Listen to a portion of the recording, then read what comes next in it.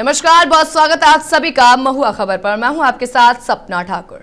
तो भोजपुर जिले में 28 जून से पल्स पोलियो उन्मूलन अभियान की शुरुआत की जा रही है। इस विशेष अभियान के तहत जिले के शहरी और ग्रामीण दोनों क्षेत्रों में 5 वर्ष तक की आयु के बच्चों को पोलियो की 2 बूंद जीवन रक्षक दवा पिलाई जाएगी। स्वास्थ्य विभाग ने अभियान को सफल बनाने के लिए सभी आवश्यक तैयारियां पूरी कर ली है। इस संबंध में Bhojpur civil surgeon doctor Shivendra Kumar Sinha ने प्रेस वार्ता कर जानकारी दी। उन्होंने बताया कि अभियान के दौरान न केवल पोलियो बूथ पर बच्चों को दवा पिलाई जाएगी, बल्कि जो बच्चे किसी कारणवश बूथ तक नहीं पहुंच पाएंगे उन्हें स्वास्थ्य कर्मियों द्वारा घर घर जाकर पोलियो की खुराक दी जाएगी। सिविल सर्जन ने सभी अभिभावकों से अपील की है कि वे अपने 5 वर्ष तक के सभी बच्चों को पोलियो की दवा अवश्य पिलाएं, ताकि कोई भी बच्चा इस गंभीर बीमारी से प्रभावित न हो और पोलियो मुक्त समाज के लक्ष्य को पूरा किया जा सके। उन्होंने कहा कि यह अभियान बच्चों के सुरक्षित भविष्य के लिए बेहद महत्वपूर्ण है और इसमें जन भागीदारी आवश्यक है। ये पल्स पोलियो प्रोग्राम, जैसा कि आपको पता है कि पल्स पोलियो प्रोग्राम चलाने की आवश्यकता क्यों पड़ी और हम लोग इस पर पल्स पोलियो पर जिस तरह से विजय पाए हैं 2011 में, उसके बाद लगातार हर साल 2 से 3-4 प्रोग्राम हमारे यहाँ होता है और उसी के क्रम में लास्ट हमने दिसंबर में कराया था और अभी 28 जून से 2 जुलाई तक ये प्रोग्राम होना है, जिसमें 0 से लेकर के 5 वर्ष तक जितने भी बच्चे हैं उनका हम लोग 2 बूंद जिंदगी का जो आप बताते हैं वो हम लोग को देना है घर घर जा कर करके, और पूरे ज़िले में बिना कोई बाधा के जितने भी हमारे 5 साल के बच्चे हैं सबको इसको देना है, दिलवाना है। और आगे बढ़ कर के जितनी भी हमारी संस्थाएं हैं, हमारा अपना जो हम नेटवर्किंग है, हमारी जितनी आशा है, आंगनबाड़ी सेविका है, जीविका है, सबको हमने लगाया है इस काम करने के लिए। हमारी जितनी भी फील्ड की एएनएम है सब लोग उत्साहित होकर के लगी हुई है और हम लोग को ये प्रोग्राम 5 दिन के लिए 28, 29, 30, 1 और 2, उसके बाद छूटे हुए जो बच्चे रहेंगे उसको 1 दिन गैप करके ये पल्स पोलियो प्रोग्राम, जैसा कि आपको पता है। भोजपुर जिले में कथित धमकी के मामले को लेकर चल रहे विवाद पर पुलिस अधीक्षक ने स्थिति स्पष्ट करते हुए प्रेस विज्ञप्ति जारी की है। पुलिस अधीक्षक राज ने सोशल मीडिया पर लगाए गए आरोपों को पूरी तरीके से गलत और निराधार बताया है। एसपी ने कहा कि भरत तिवारी के भाई चंदन तिवारी द्वारा लगाए गए धमकी देने के आरोप में कोई सच्चाई नहीं है। उन्होंने स्पष्ट किया कि पुलिस की ओर से किसी भी प्रकार की धमकी नहीं दी गई है। ये पूरा मामला गलत सूचना पर आधारित है। पुलिस प्रशासन ने कहा कि सोशल मीडिया पर इस तरह की भ्रामक और असत्य जानकारी फैलाना गंभीर विषय है, जिससे लोगों के बीच भ्रम की स्थिति उत्पन्न हो रही है। एसपी राज ने लोगों से अपील की है कि वे बिना पुष्टि के किसी भी खबर पर विश्वास न करें और अफवाहों से बचें। उन्होंने कहा कि पुलिस हमेशा कानून के दायरे में रहकर कार्य करती है और निष्पक्ष जांच प्रक्रिया का पालन किया जाता है। पुलिस ने चेतावनी दी है कि झूठी जानकारी फैलाने वालों पर आवश्यक कानूनी कार्रवाई की जाएगी। तो पटना जिले के बाढ़ स्थित बुढ़नी चक गांव के सैकड़ों ग्रामीणों ने शनिवार को 200 केवी क्षमता का ट्रांसफार्मर लगाने की मांग को लेकर बिजली विभाग के कार्यालय का घेराव किया। प्रदर्शन के दौरान ग्रामीणों ने विभागीय अधिकारियों से बातचीत करने का प्रयास किया, लेकिन संबंधित अधिकारी क्षेत्र निरीक्षण पर होने के कारण कार्यालय में मौजूद नहीं थे। ग्रामीणों का आरोप है कि गांव में लगा 63 केवी का ट्रांसफार्मर लगातार ओवरलोड होने से बार बार जल जाता है, जिससे कि करीब 200 परिवारों को नियमित रूप से बिजली संकट का सामना करना पड़ रहा है। स्थानीय निवासी ऋषि कुमार ने बताया कि लगभग 1 महीने पहले ग्रामीणों ने 200 केवी ट्रांसफार्मर लगाने के लिए आवेदन दिया था, लेकिन विभाग 100 केवी का ट्रांसफर लगाने की तैयारी कर रहा है। उनका कहना है कि 100 केवी का ट्रांसफार्मर पहले भी कई बार लगाया जा चुका है और लेकिन अधिक लोड के कारण वो भी बार बार खराब हो जाता है। सूचना मिलने पर पुलिस मौके पर पहुंची और ग्रामीणों को समझाने का प्रयास किया, लेकिन प्रदर्शनकारी अपनी मांग पर अड़े रहे। ग्रामीणों ने चेतावनी दी कि जब तक 200 केवी का ट्रांसफार्मर नहीं लगाया जाता उनका विरोध इसी तरीके से जारी रहेगा। क्या है सर कि हम लोग के पास मान टोला में 63 केवी का ट्रांसफार्मर लगा हुआ था, वो पुराना हो चुका था, बार बार जल जाता था। अब बार बार ये लोग पुराना ट्रांसफार्मर हम लोग को दे रहे थे रिपेयरिंग वाला, जो नहीं चल पा रहा है। गर्मी का दिन है, घर में अब पंखा 1 से 2 हो गया है। अब ये लोग देखे कि हम लोग के यहाँ क्या ज़रूरत है, उसके अनुसार से अभी हमने पदाधिकारी से बात किया, तभी हमको आश्वासन मिला है कि सर न्यू ट्रांसफार्मर हम 100 केवी का आज सांझ को चढ़वा दे रहे हैं। सर यहाँ डेट देखिए आप लोग, 19 तारीख को हम लोग एप्लीकेशन दिए थे। अच्छा तकरीबन 1 महीना होने जा रहा है। अच्छा अच्छा 63 केवी का ट्रांसफार्मर था जिसको हम लोग 24 साल जलाए, 24 साल अच्छा से। और जब वो खराब हुआ, हर बार 100 केवी का देता है, 5 ट्रांसफार्मर आया है, 5 जल गया है। हम लोग जब मांग रहे हैं 1 महीना से, कम हम और मेरा एक दोस्त है ऋषि है, 10 बार आए हैं मांगने, हर बार आश्वासन मिलता है। आज आए हैं, कितना केवी का मांग रहे हैं? हम लोग 200 केवी मांगते हैं लेकिन 100 केवी मिला है। अच्छा तो हम लोग उसमें भी खुश हैं कि ठीक है, कोई दिक्कत नहीं है, लेकिन अच्छा दीजिए जो चले। लेकिन ये भी नहीं कर रहे हैं ये। आज हम लोग औरत को लेकर आए हैं गांव के, तो औरत लोग के साथ हाथापाई किया है। बिहार के बाढ़ स्थित अवर निबंधन कार्यालय में अब नई सर्किल रेट के अनुसार जमीन की रजिस्ट्री शुरू हो गई है। शहरी क्षेत्रों में सर्किल रेट 2 गुना और ग्रामीण क्षेत्रों में 1.6 गुना बढ़ाया गया है। पहले ही दिन लगभग 20 रजिस्ट्री संपन्न हुई। अवर निबंधक रत्नामणि केसरी ने बताया कि कार्यालय को पूरी तरीके से पेपरलेस और डिजिटल बनाने की दिशा में काम किया जा रहा है। यहाँ निबंधन, विवाह निबंधन और अन्य कार्यों के लिए कुल 9 काउंटर बनाए गए हैं। परिसर में बैंकिंग सुविधा, टोकन डिस्प्ले सिस्टम और डिजिटल बोर्ड लगाए गए हैं। कार्यालय वातानुकूलित है और आधुनिक सुविधाओं से लैस है। इसके साथ में मैं I help you help desk लगाने की बात भी की गई है, जो शुरू की गई है। कार्यालय का ऐतिहासिक महत्व भी है, जहाँ राष्ट्रकवि रामधारी सिंह दिनकर कार्यरत रहे थे। अब यह कार्यालय लोगों को तेज, पारदर्शी और सुविधाजनक सेवा दे रहा है। रजिस्ट्री ऑफिस जिस समय मैंने ज्वाइन किया 2023 में, तो उस समय काफ़ी जीर्ण शीर्ण अवस्था में था और लोगों को काफ़ी परेशानी होती थी। प्रतीक्षालय की व्यवस्था नहीं थी, तो लोग यत्र तत्र बैठते थे। तो उसके लिए हम लोगों ने एक प्रतीक्षालय, नवनिर्मित प्रतीक्षालय का निर्माण करवाया। और जो जीर्ण शीर्ण अवस्था में थे रिकॉर्ड्स वगैरह, जो रजिस्ट्री ऑफिस का मुख्य उद्देश्य होता है कि उसको कैसे संधारित किया जाए। रजिस्ट्री ऑफिस जिस समय मैंने ज्वाइन किया 2023 में। तो बिहार के बाढ़ अनुमंडल के शहरी गांव स्थित सामुदायिक भवन में बिहार राज्य एकलव्य आवासीय रग्बी खेल प्रशिक्षण केंद्र का उद्घाटन किया गया। कार्यक्रम में मुख्य अतिथि के रूप में बाढ़ विधायक डॉक्टर सियाराम सिंह शामिल हुए। उन्होंने खिलाड़ियों को बेहतर प्रशिक्षण, पौष्टिक भोजन और सुरक्षा सुविधा देने का आश्वासन दिया। विधायक ने कहा कि खेल अब रोजगार और बेहतर भविष्य का माध्यम बन चुका है। उन्होंने खिलाड़ियों को अनुशासन और मेहनत के साथ आगे बढ़ने की प्रेरणा दी। इस दौरान उन्होंने स्थानीय खिलाड़ियों स्वीटी कुमारी और गौरव कुमार का उदाहरण देते हुए युवाओं को प्रोत्साहित किया। तो वहीं सामुदायिक भवन में केंद्र शुरू होने से विवाह और सामाजिक आयोजनों को लेकर भी चर्चा हुई। इस पर विधायक ने कहा कि 50 लाख की लागत से नया कन्या विवाह उत्सव हॉल बनाया जाएगा, जिसके लिए भूमि चयन हो चुका है और जल्द ही निर्माण कार्य भी शुरू हो जाएगा। रग्बी खेल को प्रोत्साहन देने के लिए हमारे जो है यहाँ के जो कोच हैं गौरव जी के माध्यम से और सरकार के माध्यम से हमारे देखिए अमित जी भी आए हुए हैं। रग्बी खेल को प्रोत्साहन देने के लिए यहाँ पर आवासीय जो है शिविर लगाया गया है, ताकि यहाँ पर विभिन्न क्षेत्रों के बच्चे एवं बच्चियाँ जो है आए हुए हैं प्रशिक्षण लेने के लिए, ताकि हमारा जो है इस तरह से खेल का जो सरकार की नीति रग्बी खेल को प्रोत्साहन देने के लिए। बाढ़ अनुमंडल के मोकामा प्रखंड स्थित कन्हाईपुर गांव की काजल कुमारी ने बिहार लोक सेवा आयोग यानी कि बीपीएससी परीक्षा में पहले ही प्रयास में सफलता हासिल कर 933वां रैंक प्राप्त किया है और इस सफलता के साथ उनका चयन डीएसपी पद के लिए हुआ है। किसान परिवार से आने वाली काजल के इस उपलब्धि से पूरे गांव में खुशी का माहौल है। जैसे ही परिणाम की जानकारी मिली, उनके घर पर बधाई देने वालों की भीड़ लग गई। काजल के पिता सुनील कुमार और मां प्रमिला देवी ने बेटी को मिठाई खिलाकर आशीर्वाद दिया। काजल 3 बहनों में सबसे छोटी हैं, जबकि उनकी 2 बड़ी बहनें पहले से पुलिस विभाग में कार्यरत हैं। उनकी सफलता ने क्षेत्र की छात्राओं में नया उत्साह भर दिया है। ग्रामीणों ने उन्हें सम्मानित कर उज्जवल भविष्य की शुभकामनाएं भी दी हैं। सर, जैसे कि प्रारंभिक शिक्षा मेरा गांव से ही कंप्लीट हुआ है। मैंने 5th क्लास तक गांव में ही पढ़ाई की है। उसके बाद मैंने नवोदय का तैयारी किया था।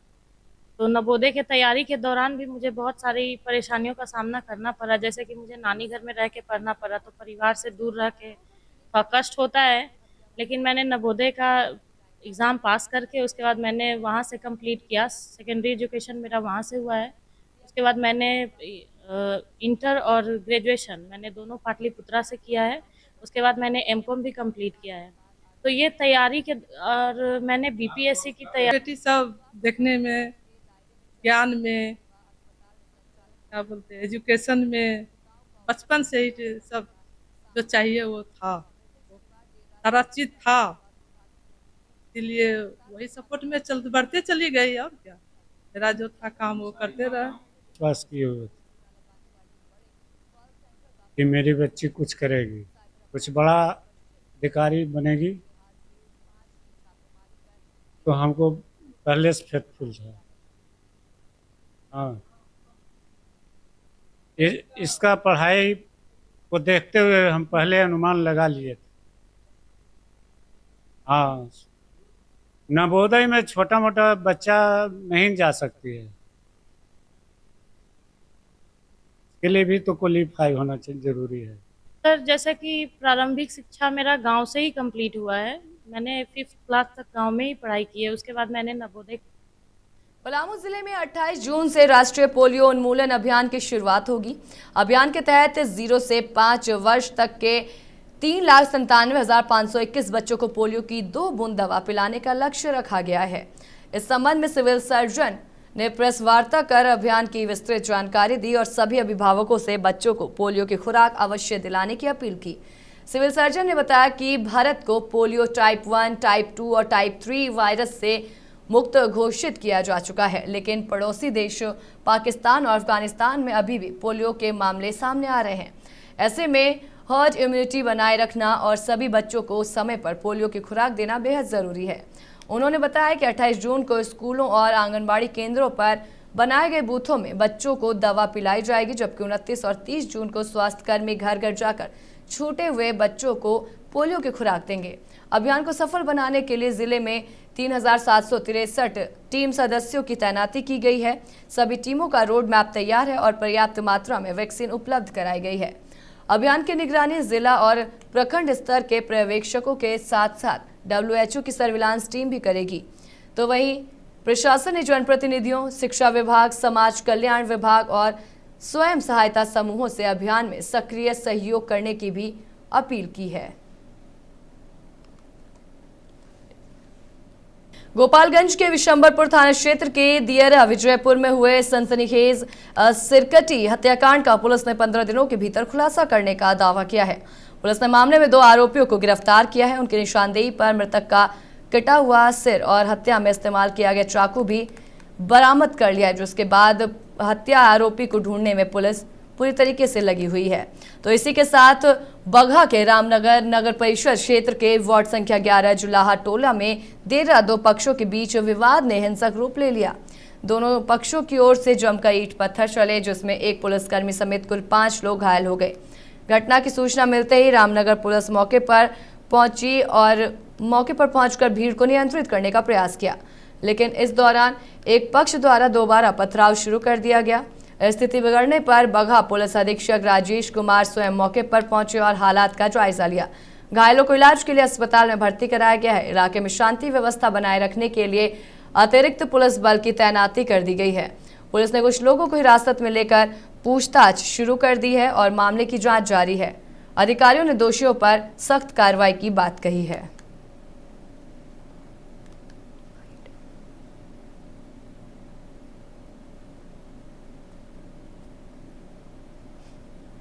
लातेहार जिले में राष्ट्रीय पल्स पोलियो अभियान 2026 का शुभारंभ सदर अस्पताल परिसर में उपायुक्त संदीप कुमार ने दीप प्रज्वलित कर किया और ये अभियान 28 जून से 30 जून तक 3 दिनों तक चलाया जाएगा। पहले दिन बूथ दिवस के तहत जिले में बनाए गए 998 बूथों पर 0 से 5 वर्ष तक के बच्चों को पोलियो की 2 बूंद दवा पिलाई जाएगी। इसके बाद 29 और 30 जून को स्वास्थ्य कर्मियों की टीम घर घर जाकर छूटे हुए बच्चों को दवा पिलाएगी। जिले में कुल 1,55,000 से अधिक बच्चों को पोलियो की खुराक पिलाने का लक्ष्य रखा गया है। अभियान के लिए 1995 के कर्मियों की तैनाती की गई है। बस स्टैंड, रेलवे स्टेशन और हाट बाजारों में ट्रांजिट टीम भी लगाई गई है। उपायुक्त ने अभिभावकों से अपील की है कि हर बच्चे को पोलियो की दवा अवश्य पिलाएं।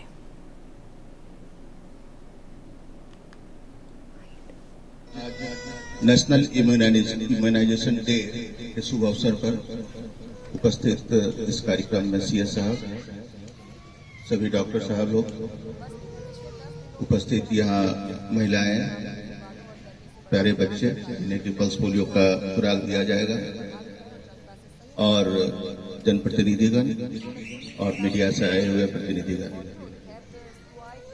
यह हर्ष की बात है कि इंडिया में एक भी केस पल्स पोलियो का नहीं है।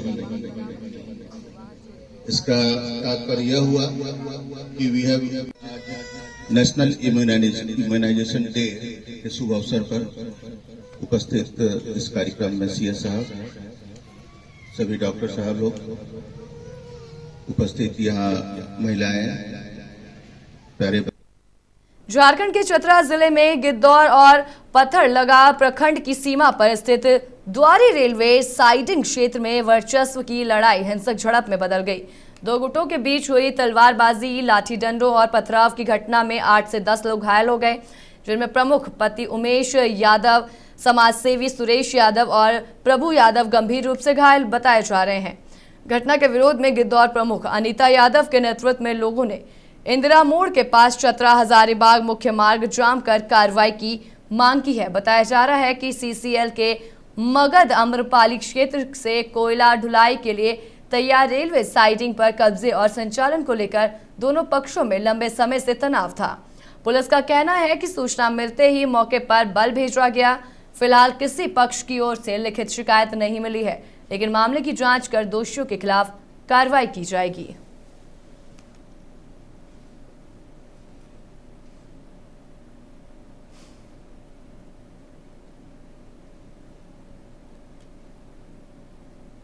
बिहार के मुख्यमंत्री सम्राट चौधरी के दौरे को लेकर मुंगेर जिला प्रशासन ने तैयारियां तेज कर दी हैं।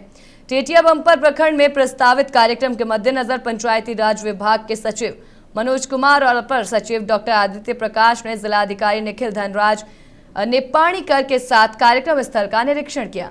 इस दौरान पुलिस अधीक्षक सैयद इमरान मसूद समेत विभिन्न विभागों के वरिष्ठ अधिकारी मौजूद रहे।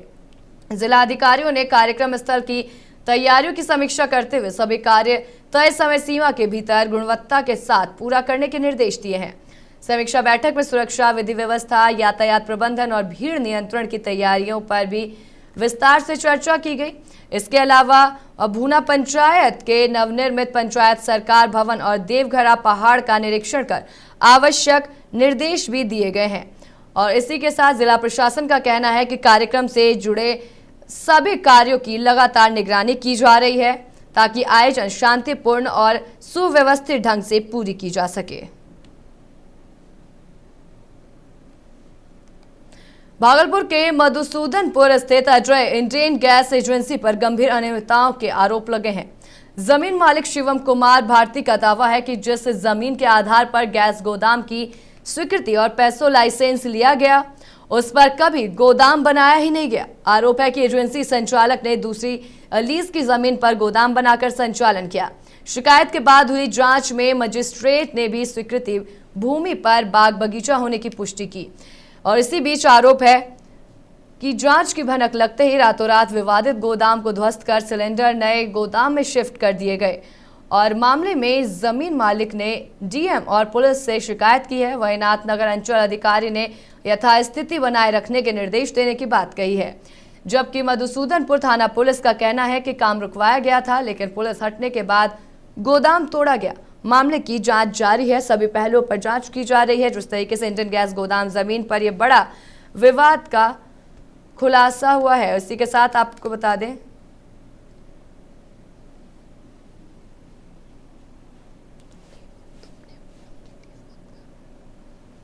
सीओ की रिपोर्ट पर भी सवाल उठे हैं, जिसके बाद जांच तेज हो गई है। डीएम ने शिकायत की है, प्रशासन से विस्तृत रिपोर्ट मांगी है। और इसी के साथ आपको बता दें कि इस गोदाम की जमीन पर बड़ा खुलासा हुआ है। इंडियन गैस गोदाम जमीन पर ये बड़े खुलासे की खबर सामने आई है। और वहीं पास जमीन छोड़ दूसरी जगह बनाया गया गैस गोदाम, और जिस पर कि ये बड़ी बात सामने आई है। शिकायत के बाद रातों रात गोदाम तोड़े जाने का भी आरोप लगा है।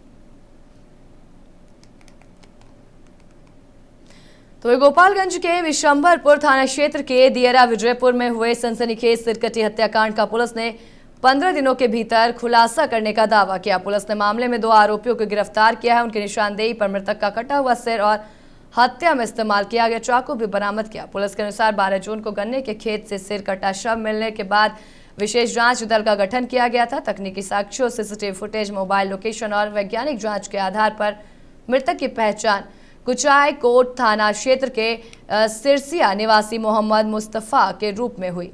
जांच में सामने आया कि मृतक से जुड़े विवाद और कथित आपराधिक साजिश के बीच आरोपियों ने ही उसकी हत्या की योजना बना ली। 12 जून 2026 को बिशंबरपुर थाना में एक सिर कटा शव मिला था, जिसमें सिर्फ धड़ था। शव की पहचान नहीं हो पा रही थी और स्पष्ट हो गया था कि ये हत्या की घटना है। उसके बाद बिशंबरपुर थाना में FIR दर्ज करके इसमें एक विशेष अनुसंधान दल बनाया गया था SDPO सदर 1 के नेतृत्व में। इसमें सर्किल इंस्पेक्टर बिशंबरपुर, SHO बिशंबरपुर और DIU से inspector Harendra, inspector Om Prakash, sub inspector Manish, sub inspector अचल और भी अन्य लोग थे। और इस टीम को ये लक्ष्य दिया गया था कि मृतक की पहचान करना और इस घटना का उद्भेदन करना। काफ़ी जटिल घटना थी क्योंकि इसमें स्पष्ट ही नहीं हो पा रहा था कि मृतक कौन है। तो जब घटनास्थल का निरीक्षण किया गया तो जो घटनास्थल पर मृतक के धड़ में जो कपड़े थे उनके आधार पर और घटनास्थल के पास से ही एक मोटरसाइकिल भी बरामद हुई। 12 जून 2026। तो फिलहाल के लिए बस इतना ही। बिहार झारखंड की तमाम खास और अहम खबरों से जुड़ने के लिए देखते रहें महुआ खबर। नमस्कार।